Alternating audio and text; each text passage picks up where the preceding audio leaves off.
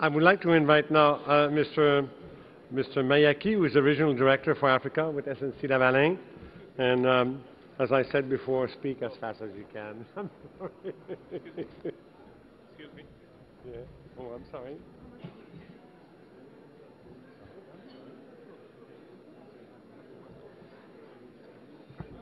Could you please load my presentation? Yeah. Honorable guests, dear participants, we have been provided with a lot of information on the opportunity that Nigeria provides, and we have no doubt that those opportunities exist. Now, what I would like to do is to tell you, as a Canadian company, what we will need to jump and take advantage of this opportunity. First of all, allow me to give you briefly an overview of SNC-Lavalin. SNC-Lavalin is a world-leading engineering company. We have operation and maintenance capability, and we are also very active in the infrastructure and concession investment. We have more than 34,000 employees, highly skilled labor force, and also the beauty in SNC-Lavalin is a multicultural environment where you will find more than 80 nationalities and talking more than 60 languages. We are very active in the infrastructure, environment, hydrocarbon and chemical, mining and metallurgy, power, operation and maintenance, agri-food, industrial sector, infrastructure concession and investment. Now, here you have a sample of SNC-Lavalin infrastructure and concession investment, and a lot of our investment are in the transport area. That means highways, airports, also power plant and other infrastructure. Most recently, we have been participating in the design, construction and financing of McGill University Health Center, which will be one of the state-of-the-art health facility in Canada. We have also recently completed under an EPC contract the power plant of Astoria in United States, New York. This was a challenging project since, you know, in New York space was very tight. However, this project is completed successfully and is providing power to New Yorkers. We have also been active in the highway infrastructure. In particular, in Toronto here, the 407 is owned and operated by SNC-Lavalin.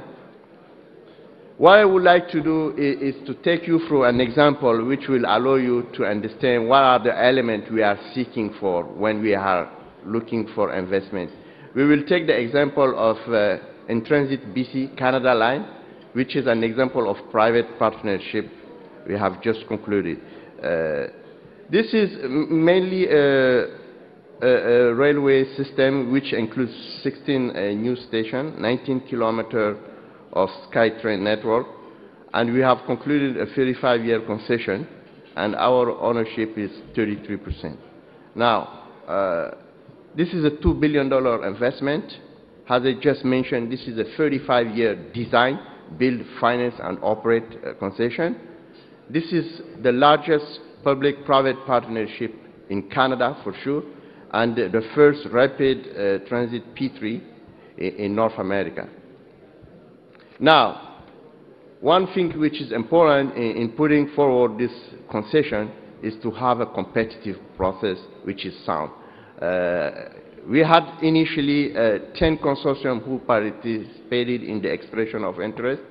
Out of these 10 consortiums, 4 were selected to submit a proposal, and further, in order to optimize the concession agreement and the project, 2 consortia were invited to provide their best offer on the final specification of the project. The government of the province has set up a number of committees to make the evaluation of the different components of the project, and a multi-criteria evaluation system was used. This is quite important because it's not just about how much we put on the table, but there are factors which are important to consider in terms of providing public services. and the matrix for the evaluation should take into account those parameters. Now, obviously, infrastructure projects require significant capital, and as you are aware, under this economic uncertainty and also the euro debt crisis, what we are seeing is a number of austerity programs. And also banks are not as often willing to finance a multi-billion-dollar project, and they are required under new regulation to provide more transparency and have a tight requirement for providing financing. So we are in a world where the financing is tight, and obviously that's required to be addressed. Now, obviously, the first step of this transaction starts with a concession agreement between CLCO, which is a public entity, and In Transit, which is a company made up of 3 partners, which is the first one being the depot, the second one being SNC-Lavalin, and another investor. Another important element of this setup was the contract. So there was a contract for the design and construction of the infrastructure, then a second contract for the operation of this infrastructure. The important message I want to pass here, in order to carry such a billion-dollar investment, we need to develop strong partnership. And we at SNC-Lavalin will be pleased to work with strong partners in Nigeria. In fact, that will be our first requirement before we jump in and start making some investment. And we, SNC-Lavalin, can provide definitely the expertise, the engineering part, but at the end of the day, the work has to be executed locally, and that's why for us it's matter to have a local partner, not just for the sake of having a local partner to comply with the local content policy. You know, it's to have a local partner which can bring added value, with which we can build future and long-term growth. Now, obviously, in a $2 billion project, you would expect the lenders to require the investor and the owner to put money on the table. So the challenge for this project was to put $720 million on the table. So that is money at risk, okay?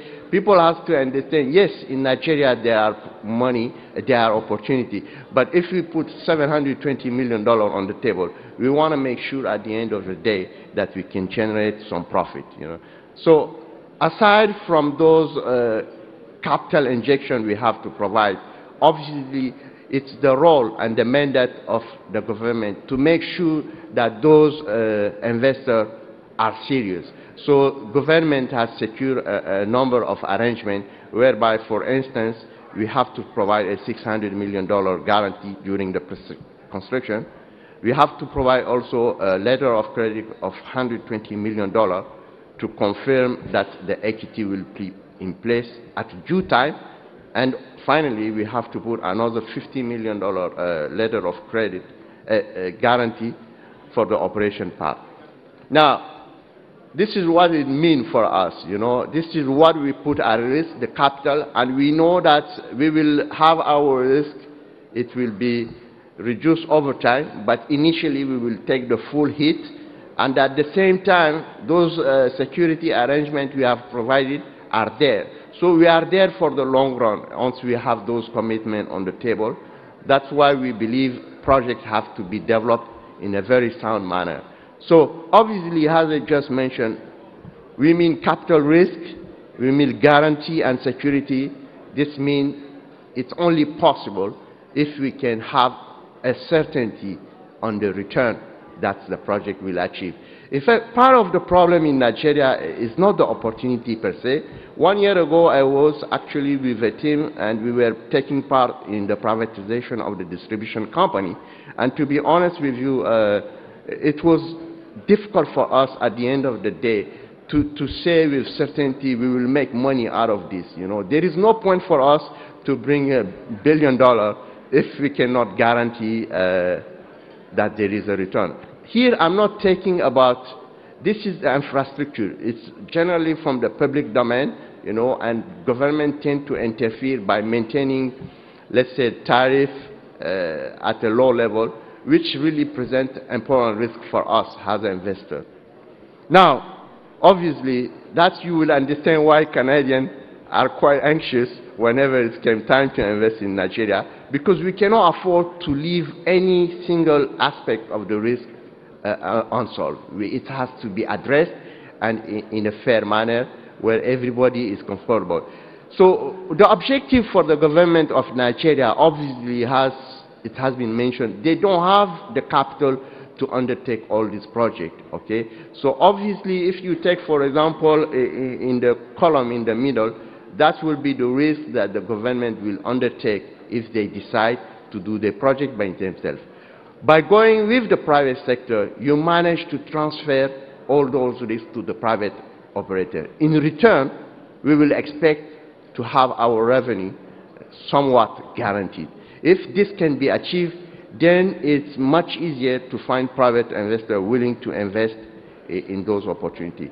And ultimately, for us, as we will be putting a lot of capital on the table, we like to have an integrated approach whereby from the beginning, from the design, to the procurement, to the construction, to the operation, we are in control.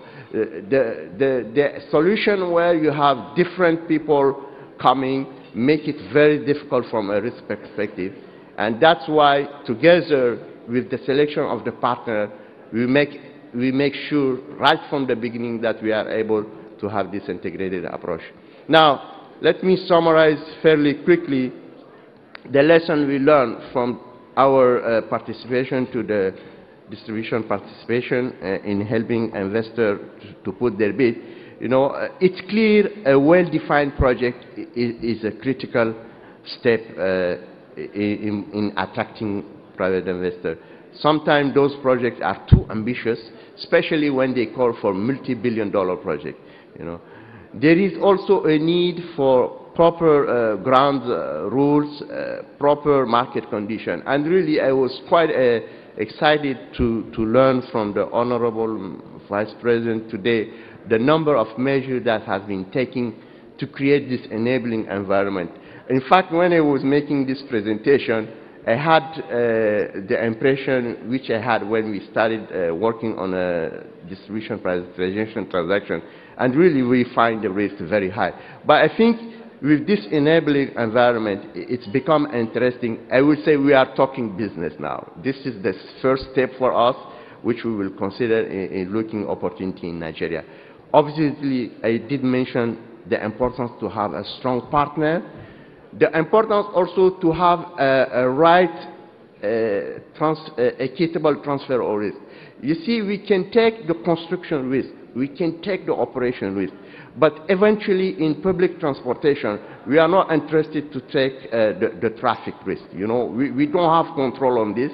Especially it's an area where government policy are very strong in maintaining transportation cost subsidized. So that doesn't provide us the insurance we need to guarantee our revenue. Now, it's important on all those processes that competitive bidding process be followed, so the population and the society in general is confident that they get value for money. And the most important thing at the end of the day, really for us, we need to be able to predict what will be our return. You know, as long as we cannot do this, really we will tend to walk away of the deal.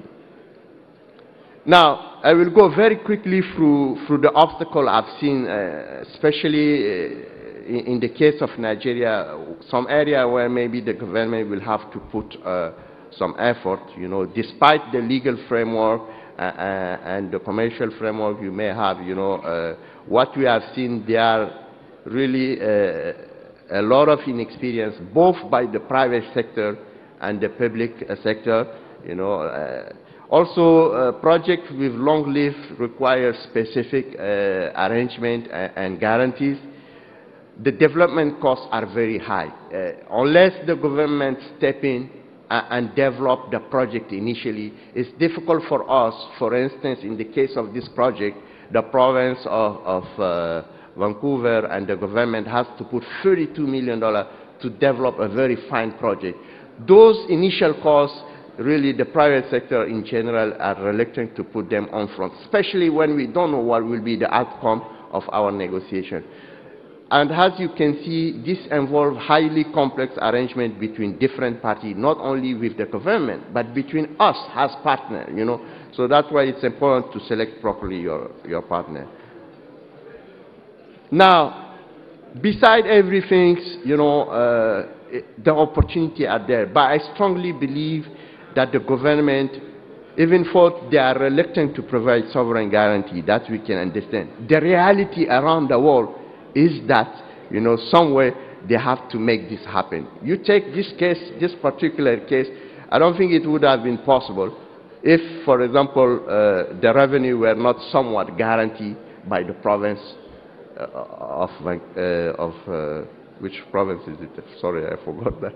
But the point I'm making, if you can get those form of insurance and guarantee, what you are able to do is to attract more bidders. And when you attract more bidders, you will be able to choose between more innovative solutions.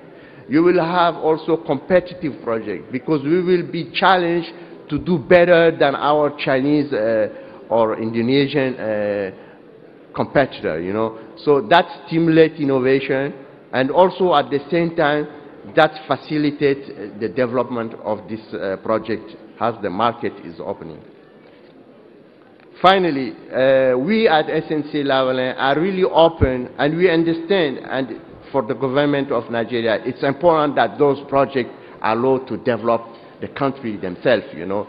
So we generally believe that through local resource development initiative can try to meet the commitment of the government in addressing, for example, the requirement of the local community and to maximize also the local benefit. And as a matter of fact, for example, we have a major mining project in Madagascar whereby the government has required that 20% of the revenue has direct impact on the local economy.